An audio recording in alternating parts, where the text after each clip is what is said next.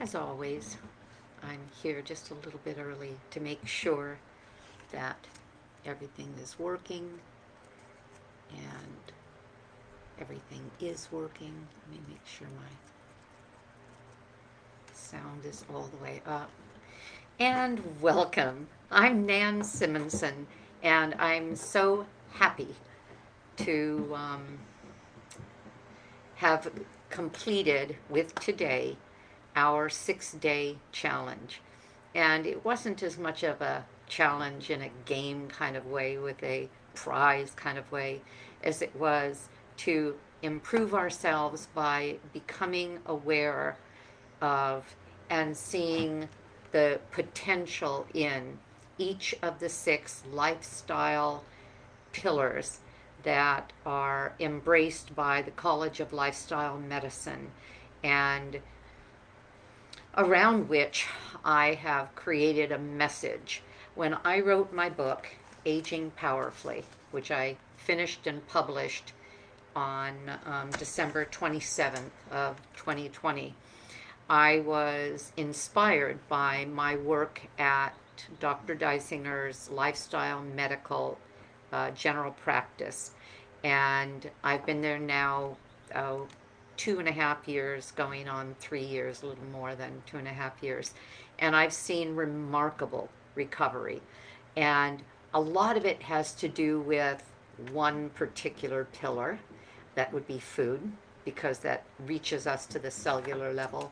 But the other pillars are they are fundamental to our health as well, because like the legs of a 3-legged stool, if you don't have all feet on the ground, your intentions in all of these, I'll call it lifestyle modalities, and something is out of balance, you can't live your best life. So we began last Thursday, and today is Tuesday, and our first pillar was eat more plants. The College of Lifestyle Medicine promotes a whole food, plant-based dietary style. Some would call that vegan without the philosophical part of it. I have done that now since before I joined lifestyle medicine. Actually, my first event that I went to understand and learn to embody the whole food plant-based dietary style was something that I went to on August 23rd. So it's almost a entire August 23rd of 20 well, what would that be, 2018, and that's coming up to 3 years now. It was something that Pam Popper and her wellness forum had promoted in, of all places, Palos Verdes at a botanic garden. One of the people that actually was part of the garden, a past director, was now involved with doing classes on plant-based nutrition, and I saw it on their events board, and I signed up and drove back to Palos Verdes. My son lives there with his family. Drove back there for this event in the gardens, and it was a 2-hour, maybe it was 2.5-hour class that ended with a meal that they presented to us that was plant-based. And I was so enamored of the idea of not killing anything to eat it, but more importantly, well, I shouldn't say more importantly, as importantly, the fact that the foods that we were encouraged to eat were foods that are the most nutritious foods of all. And I loved that meal. I loved everything about the concept. I communicated with Pam Popper at Wellness Forum, and she had a course, a certification course, that would allow me to do what this fella did, and that was to then do courses for people in many different venues on food as medicine. That was the name of the course, Food as Medicine plant-based being the source of that food.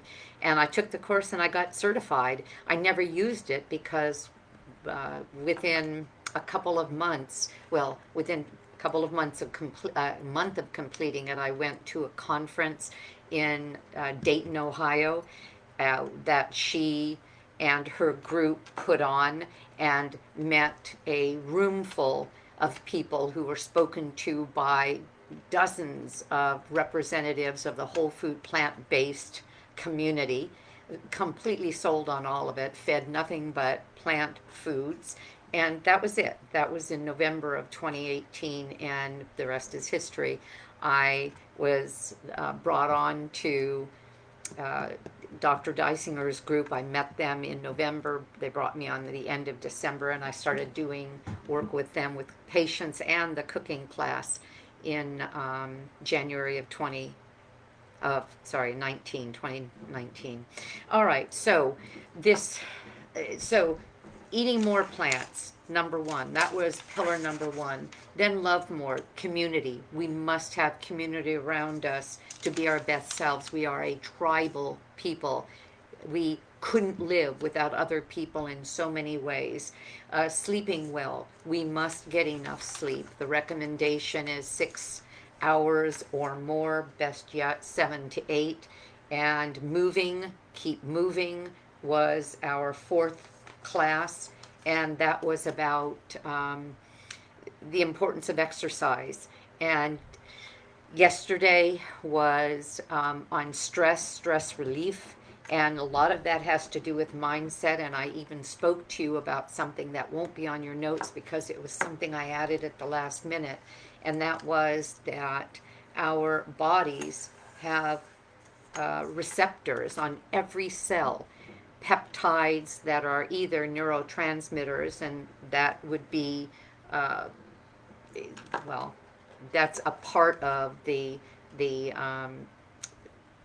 the three elements that will dock on a receptor of our cells. It could be a neurotransmitter, it could be a steroid, or it could be a peptide, and most of them, 97%, are peptides.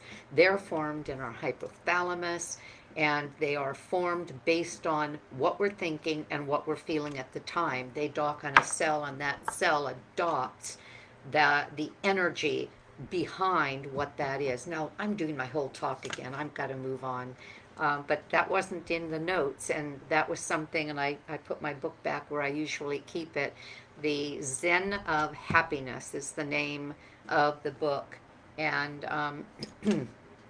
but this is a scientific finding by a Dr. Perth, who either was awarded the Nobel Prize, but she was the first to have discovered the reality in our cells of these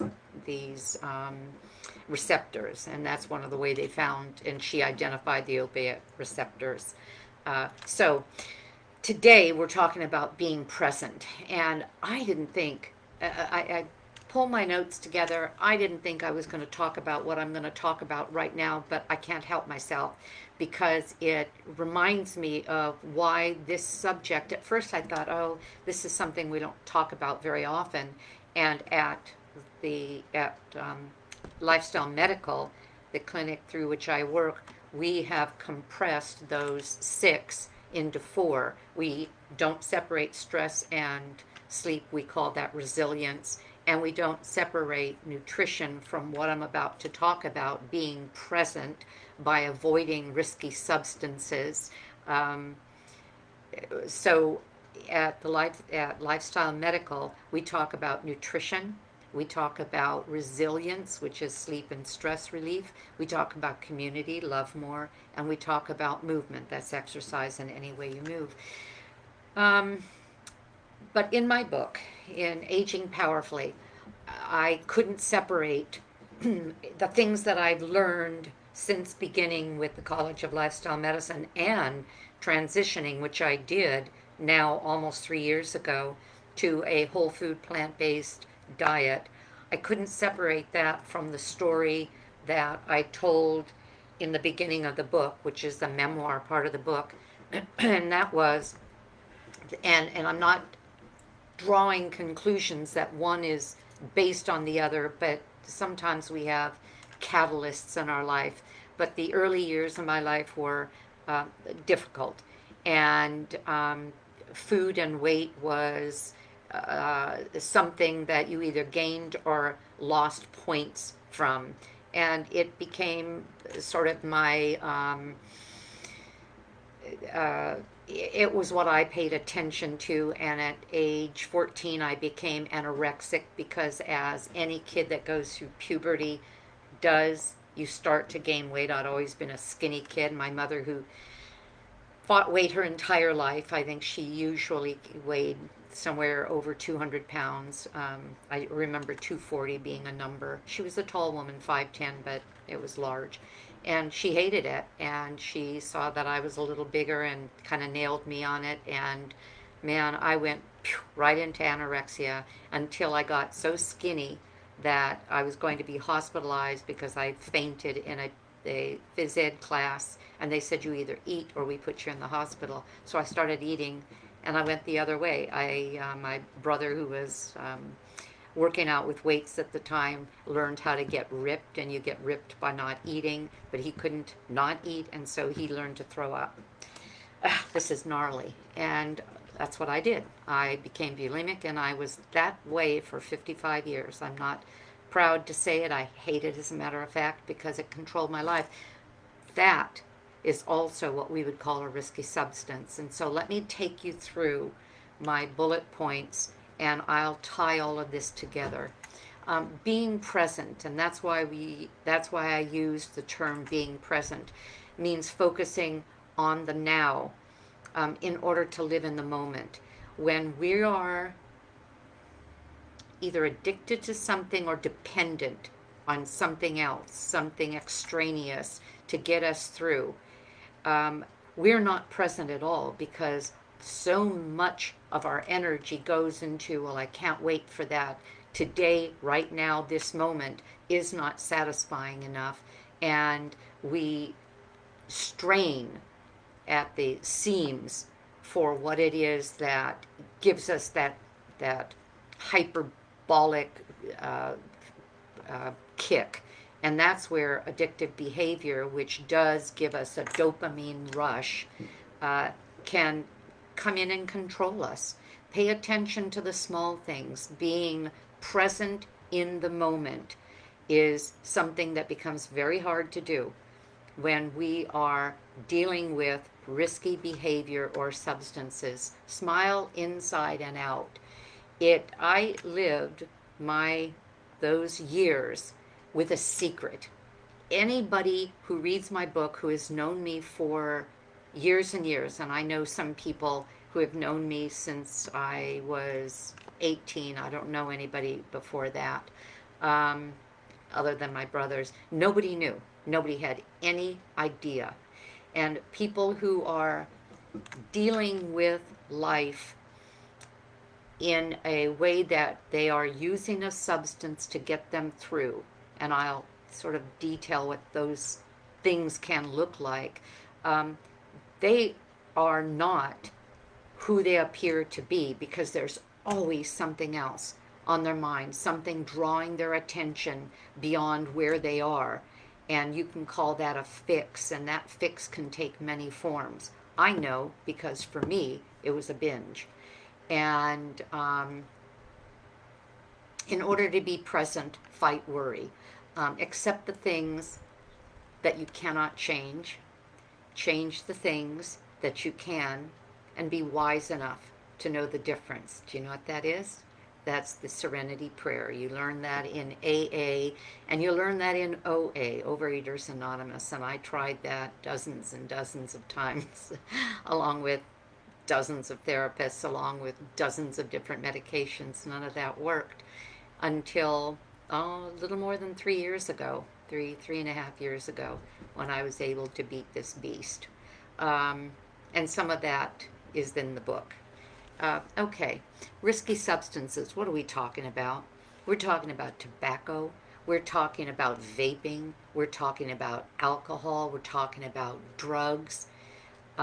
which can be physiologically addictive, but things that give us a dopamine high that we become dependent on can be just as addictive, but maybe not in the same way that people would say, let's say, heroin is, or maybe alcohol is. They include gambling, shopping, sex, caffeine, food, which is what I used, um, because they alter our mental, emotional, and physical health, but they also hijack our emotional, mental, and spiritual life because we can't be present when all we want is something else, and it's usually a thing we don't know want anybody else to know about, something that's owning us, that at least for me, every single day I said, I'm done, I'm not doing that ever again, and did it anyway.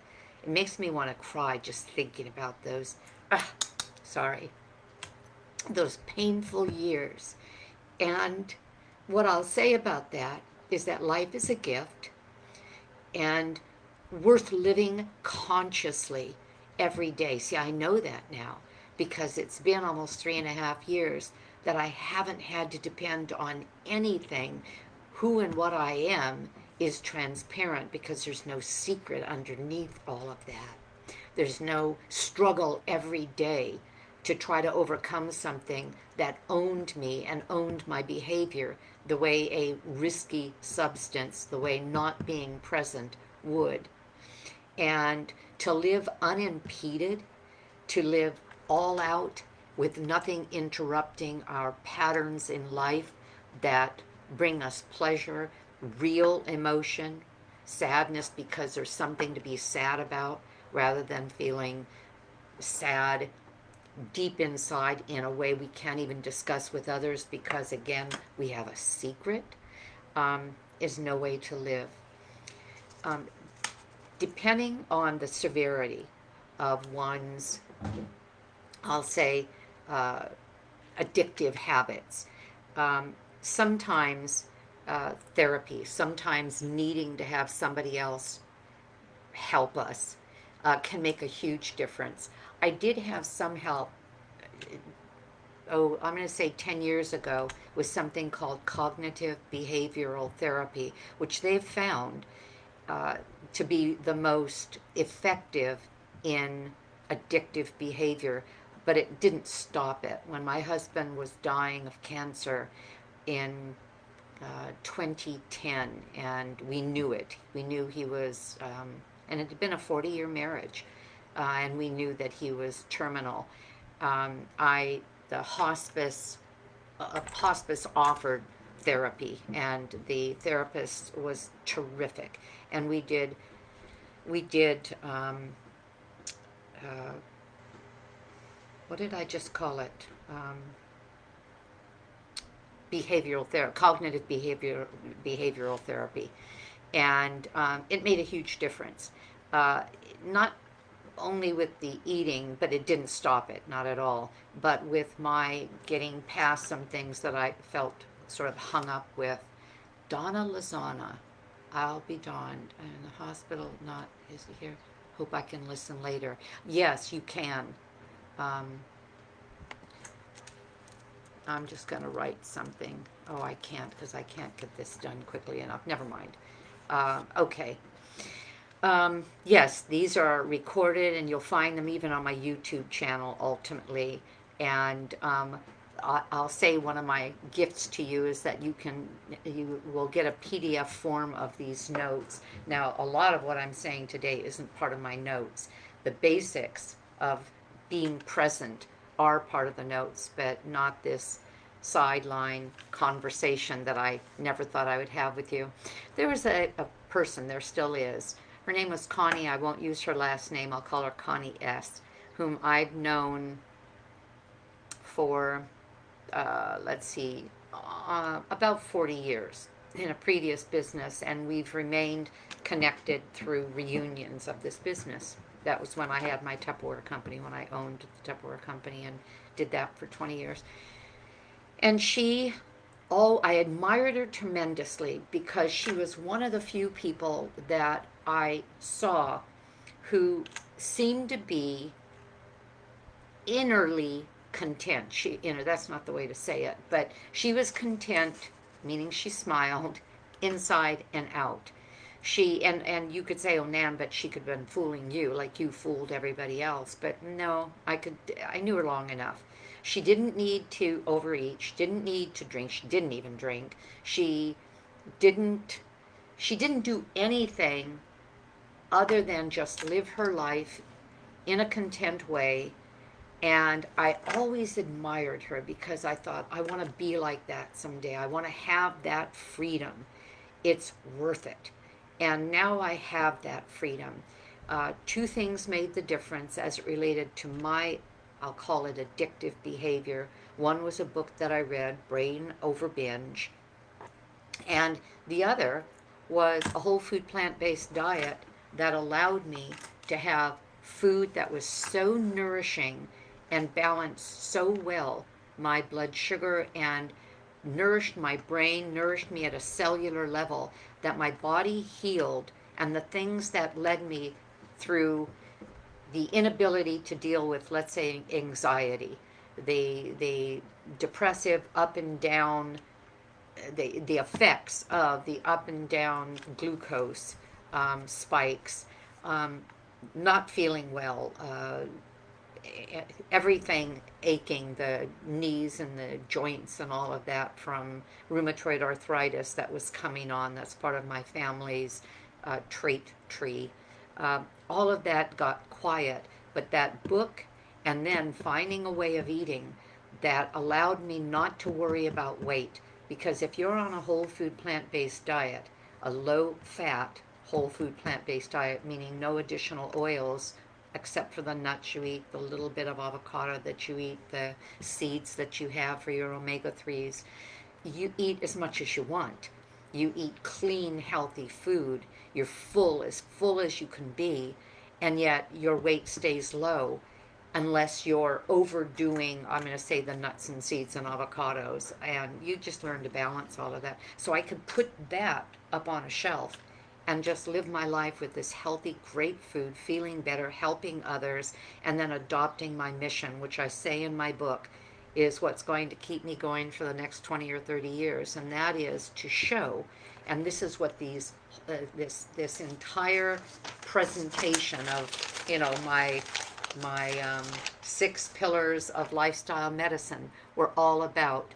With these pillars, with enough sleep, enough exercise, community, stress relief, nutrition, movement, you have what you need to live your life well and in a healthy way. It means fighting the status quo based on what we're advertised to every day. The foods, the fast foods, the industrial foods, I'm sorry, but animal products that are, oh, I don't want to get into that whole thing, but are raised horrendously, killed piteously, and not necessary. We can get everything we need from plants and be very healthy from it. I'm healthier than I've been in decades, and I'm 70 years old and intend to go into my 80s, 90s, and beyond, telling people about the basic pillars of health and how easy it is to make it happen, and then to show them as well as I can. So I think a lot of you know that I've taken on a new goal, and that is to run a 10K, which I'll be doing in, gosh, about 2.5 months, and I've never run before. So this old lady is taking up running just to prove that with a plant-based diet, no meat, you can do whatever you want and do it well and healthy and strong. Okay, I think that's it. I've said enough. I want to thank you if you've been with me through this, through my pillars, my 6-day challenge. Please tell me, because a lot of people, most people, will watch this later. Please tell me if there's anything that you gained from it, that or have any questions. And my prayer is that I could make a difference, that I can turn somebody's head and help you realize that you have control of your life and your health and therefore your future, and the enjoyment of the gift that our body is to us, for years to come, decades to come. And some of you that are watching this are young enough that you have 40 and 50 years to come or to go, and you want those to be good years. You don't want to be like most Americans right now, and that is, well, sick and getting sicker by the day. So I'll leave you with my appreciation and my challenge to pass this along, share this. You'll be able to see all 6 of these on YouTube and on my Facebook. And thank you for being here. Have a great day, because I know I am. Bye bye.